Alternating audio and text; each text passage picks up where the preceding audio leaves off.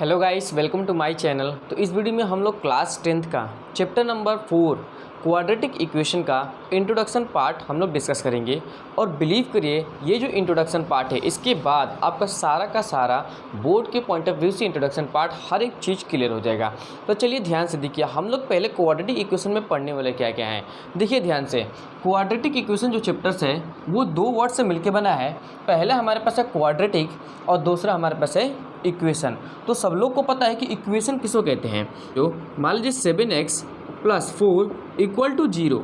अगर कोई भी हमारे पास अलजेब्रिक एक्सप्रेशन को अगर इक्वल टू के बराबर में कुछ लिख दिया गया, अगर इक्वल टू लगा के कुछ और नंबर्स लिख दिया है तो उस तरीके के हम एक्सप्रेशन को इक्वेशन कहते हैं। लेकिन क्वेश्चन क्या कह रहा है, क्वाड्रेटिक इक्वेशन। तो जो हमारे पास इक्वेशन रहेगा उसमें जो हाईएस्ट पावर रहेगा, जो उस हमारे पास इक्वेशन रहेगा उसमें जो हाईएस्ट पावर रहेगा वो 2 रहेगा। जैसे ध्यान से देखिए बाबू, 4x² + 3 = में क्या हो जाएगा, मान लीजिए 0 हो गया है। ठीक है, ध्यान से। तो जो वेरिएबल है इसमें जो हाईएस्ट पावर है वो कितना है, वो हाईएस्ट पावर 2 है। जब वेरिएबल की हाईएस्ट पावर 2 रहता है तो उस तरीके की इक्वेशन को हम क्वाड्रेटिक इक्वेशन कहते हैं। अब ध्यान से देखिए, ये जो हमारे पास इक्वेशन है क्वाड्रेटिक इक्वेशन, वो हमारे पास इक्वेशन इन वन वेरिएबल्स है, जिसको हम इक्वेशन इन सिंगल वेरिएबल्स कहते हैं। तो जो हमारे पास क्वाड्रेटिक इक्वेशन बनता है उसमें जो भी वेरिएबल्स होता है वो सिंगल वेरिएबल्स होता है। दूसरा, उसकी हाईएस्ट पावर 2 होता है। जैसे कि हम pair of linear equation in 2 variables पढ़ते थे, इस तरीके से पढ़ते थे। उसमें क्या होता था, उसमें डबल वेरिएबल्स रहता था। जैसे एक x और एक y और जोड़ा में रहता था। लेकिन इसमें क्या है, इस क्वाड्रेटिक इक्वेशन में क्या है बाबू, इस क्वाड्रेटिक इक्वेशन में हमारे पास क्या, सबसे पहले इक्वल टू के बराबर रहेगा, दूसरा सिंगल वेरिएबल्स रहेगा और तीसरा जो भी वेरिएबल रहेगा उसकी हाईएस्ट पावर 2 रहेगा। तो आई होप कि कुछ सारा अच्छे से समझ में आया होगा कि हम क्वाड्रेटिक इक्वेशन किसको कहते हैं।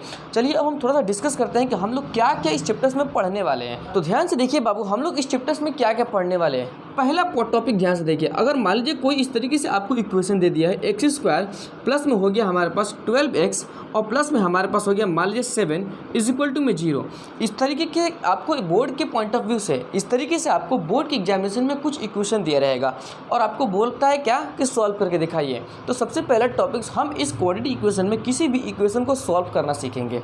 सॉल्व करने का टोटल 3 तरीका होता है। पहला होता है हमारे पास बाय फैक्टराइजेशन मेथड्स, और दूसरा होता है बाय क्वाड्रेटिक फार्मूला मेथड्स, और तीसरा होता है बाय कंप्लीटिंग स्क्वायर मेथड्स। तो तीसरा जो हमारे पास कंसेप्ट है कंप्लीटिंग स्क्वायर मेथड, वो आपके सिलेबस से तो निकल चुका है। तो आपको 2 टॉपिक्स पढ़ना है इसमें सॉल्व करने के लिए। सॉल्व करने मतलब कि x की वैल्यू निकालने के लिए। तो ध्यान से देखिए, सॉल्व करने के लिए सबसे पहला हमारे पास जो कंसेप्ट होता है वो होता है बाय फैक्टराइजेशन मेथड। और इसको फैक्टराइज करके, मिडिल टर्म स्प्लिटिंग करके हम आसानी से फैक्टराइज करके x की वैल्यू निकालते हैं। और जो x की वैल्यू होता है वही हमारे पास रूट्स कहलाता है। क्या कहलाता है, रूट्स कहलाता है। दूसरा होता है बाय क्वाड्रेटिक फार्मूला मेथड्स। तो क्वाड्रेटिक फार्मूला मेथड से भी हम लोग डिस्कस करेंगे, ठीक है। और ध्यान से देखिए कैसे एग्जामिनेशन में आपको 3 तरीके से किसी भी इक्वेशन को सॉल्व करने के लिए नाम देगा। नाम मतलब क्वेश्चन घुमाएगा। क्या कहेगा, कोई इक्वेशन देगा, सबसे पहले बोलेगा आप उसको सॉल्व करके दिखाइए। सॉल्व करने को बोलेगा तो भी आप उसको x की वैल्यू निकालेंगे। दूसरा कहेगा आप जीरोस फाइंड आउट करके दिखाइए। जीरोस फाइंड आउट करने के लिए बोलेगा तो भी आप x की वैल्यू ही सॉल्व करके निकालेंगे। तीसरा आपको रूट्स बोलेगा। रूट्स हम कहते हैं क्वाड्रेटिक इक्वेशन में जो x की वैल्यू निकलता है उसको ही, तो भी आप x की वैल्यू ही निकालेंगे। जीरोस पॉलिनोमियल्स वाले में कहते हैं, रूट्स क्वाड्रेटिक इक्वेशन वाले में कहते हैं, और सॉल्व मतलब कि फैक्टराइज करके x की वैल्यू ही को ही फाइंड आउट किया जाता है। सेकेंड टॉपिक्स हमको क्या पढ़ना है इसमें। सब फर्स्ट टॉपिक्स तो हमने बता दिया है। फर्स्ट टॉपिक्स क्या बताया कि आपको सॉल्व करने के लिए बस इक्वेशन देगा और 2-3 तरीके से आप लोग सॉल्व करते हैं। जो होता है कंप्लीटिंग स्क्वायर मेथड वो हट चुका है। 2 टॉपिक्स आपको पढ़ना है। पहले मिडिल टर्म स्प्लिटिंग, बीच वाले को ब्रेक करके आपको किया जाता है। दूसरा बाय क्वाड्रेटिक फार्मूला मेथड्स। तो 1 by 1 सारा बहुत अच्छे तरीके से आपको बताया जाएगा, ठीक है। अब ध्यान से देखिए, हमारे पास सेकेंड टॉपिक्स क्या पढ़ना है। सेकेंड टॉपिक्स आपको बाबू नेचर ऑफ रूट्स के बारे में पढ़ना है। क्या पढ़ना है, नेचर ऑफ रूट्स के बारे में। नेचर ऑफ रूट्स के बारे में आपको पढ़ना है, ठीक है। तो फर्स्ट टॉपिक्स आपको पढ़ना है किसी भी इक्वेशन को सॉल्व करने का तरीका सीखना है। दूसरा आपको पढ़ना है नेचर ऑफ रूट्स के बारे में, ठीक है। तो नेचर ऑफ रूट्स के बारे में भी हम लोग पढ़ेंगे। पहले हम लोग क्या करते हैं, सॉल्व करके दिखाते हैं आपको सॉल्व कैसे किया जाता है। फिर उसके बाद नेचर ऑफ रूट्स के बारे में पढ़ते हैं। इस इक्वेशन को बदल के कुछ दूसरा इक्वेशन लिखते हैं। ध्यान से देखिए, सबसे पहले आप लोग मान लीजिए हमने लिख दिया क्या बाबू, x², ठीक है। फिर लिख दिया मान लीजिए 7x को अब यहाँ कर दिया, यहाँ लिख दिया 12 इक्वल टू में कर दिया 0। हमको एग्जामिनेशन मान लीजिए एग्जामिनेशन क्वेश्चन है, कह दिया आप इसको सॉल्व करके दिखाइए किस तरीके से 5 फैक्टराइजेशन मेथड से। तो बीच वाले को मिडिल टर्म स्प्लिट करिए, ऐसा 2 नंबरों में ब्रेक करिए, मल्टीप्लाई करने पर 12 आ जाए और जोड़ने और घटाने पर 7 आ जाए। तो 2 नंबरों में ब्रेक कर दीजिए, 4x और प्लस में जोड़ कर दिए आप 3x, प्लस में हो जाएगा हमारे पास 12 इक्वल टू में 0। इन दोनों को एक साथ कर दीजिए, इन दोनों को एक साथ कर दीजिए। इन दोनों में से हम x को बाहर निकाल लेते हैं तो बचेगा x प्लस 4। इन दोनों में से हम 3 को बाहर निकालते हैं तो अंदर बचेगा x प्लस 4 इक्वल टू में 0। x प्लस 4 को आप कॉमन निकाल लीजिए तो क्या बचेगा, इधर बचेगा x और इधर बचेगा हमारे पास 3 इज इक्वल टू में 0 बचेगा। एक बार इस ब्रैकेट को 0 के बराबर करिए, एक बार इस ब्रैकेट को 0 के बराबर करिए, तो यानी कि x प्लस 4 इक्वल टू 0, यहाँ पे आएगा x प्लस 3 इक्वल टू में 0। यहाँ से आपका आया x इक्वल टू माइनस का 4 और यहाँ से आया x इक्वल टू माइनस का 3। इसका मतलब 2 कंडीशन यहाँ पे एराइज हमने कर दिया कि जो भी हमारे पास क्वाड्रेटिक इक्वेशन है जितनी पावर रहेगी उतनी ही x की वैल्यू निकलेगी। ठीक है, क्वाड्रेटिक इक्वेशन होने के लिए हमारे पास हाईएस्ट पावर 2 होता है और इस तरीके से आपको सॉल्व करने के लिए कहता है। अब ध्यान से देखिए, formation of a quadratic equation, किसी भी क्वाड्रेटिक इक्वेशन का फॉर्मेशन क्या होता है ये तो सॉल्व करने का हमने तरीका आपको बताया है। ध्यान से बाबू देखिए, ध्यान से देखिए, form of the quadratic equation, कोई भी क्वाड्रेटिक इक्वेशन का फॉर्म कैसा होता है, किस रूप में होता है। एग्जामिनेशन में ये भी पूछ सकते हैं, आपके एनसीईआरटी का भी क्वेश्चन है कि बताइए ये जो हमारे पास इक्वेशन है वो क्वाड्रेटिक इक्वेशन है कि नहीं है। तो कोई भी इक्वेशन क्वाड्रेटिक इक्वेशन तब रहेगा जब वो इस फॉर्म में रहेगा, यानी कि ax स्क्वायर प्लस में रहेगा bx और प्लस में c इज इक्वल टू में 0। अगर कोई भी क्वाड्रेटिक इक्वेशन इस फॉर्म में रहेगा तो वो हमारे पास क्या रहेगा, क्वाड्रेटिक इक्वेशन रहेगा। तो ये भी आपसे पूछ सकता है कि कोई भी क्वाड्रेटिक इक्वेशन, कोई भी इक्वेशन दे देगा, बोल देगा कि ये क्वाड्रेटिक इक्वेशन है कि नहीं है, तो आप लोग बस देखिए कि वो इस फॉर्म में है कि नहीं है। मतलब कैसा भी हो उसकी हाईएस्ट पावर कितना रहना चाहिए, 2 रहना चाहिए। अगर हाईएस्ट पावर 2 है तो वो क्वाड्रेटिक इक्वेशन हो जाएगा। चलिए अब हम लोग डिस्कस करते हैं नेचर ऑफ रूट्स के बारे में। तो चलिए ध्यान से देखिए, नेचर ऑफ रूट्स, किसी भी रूट्स का नेचर क्या होता है। देखिए, nature of roots depends on discriminants. जो रूट्स का नेचर होता है वो डिस्क्रिमिनेंट्स पे डिपेंड करता है। डिस्क्रिमिनेंट्स क्या होता है, डिस्क्रिमिनेंट्स को डी से डिनोटेड करते हैं और फार्मूला क्या होता है डिस्क्रिमिनेंट का, बी स्क्वायर माइनस का 4ac। मान लेते हैं हमारे पास एक इक्वेशन है, लेट अ क्वाड्रेटिक इक्वेशन। मान लेते हैं हमारे पास बाबू एक क्वाड्रेटिक इक्वेशन है, जो किस फॉर्म में है, ax स्क्वायर प्लस में bx प्लस में c इक्वल टू 0। ठीक है, तो जो हमारे पास डिस्क्रिमिनेंट रहता है, वो बी स्क्वायर माइनस का 4ac रहता है, बी स्क्वायर माइनस का 4a और c रहता है, वो डिस्क्रिमिनेंट्स होता है। और रूट्स का नेचर डिस्क्रिमिनेंट्स पे ही डिपेंड करता है। ठीक है, अगर हम डिस्क्रिमिनेंट निकाल रहे हैं, डिस्क्रिमिनेंट की वैल्यू ग्रेटर देन 0 आ जाती है, 0 से ज़्यादा आता है, तो जो रूट्स होगा उसका नेचर होगा कि वो रियल्स होगा और डिस्टिंक्ट रूट्स होगा।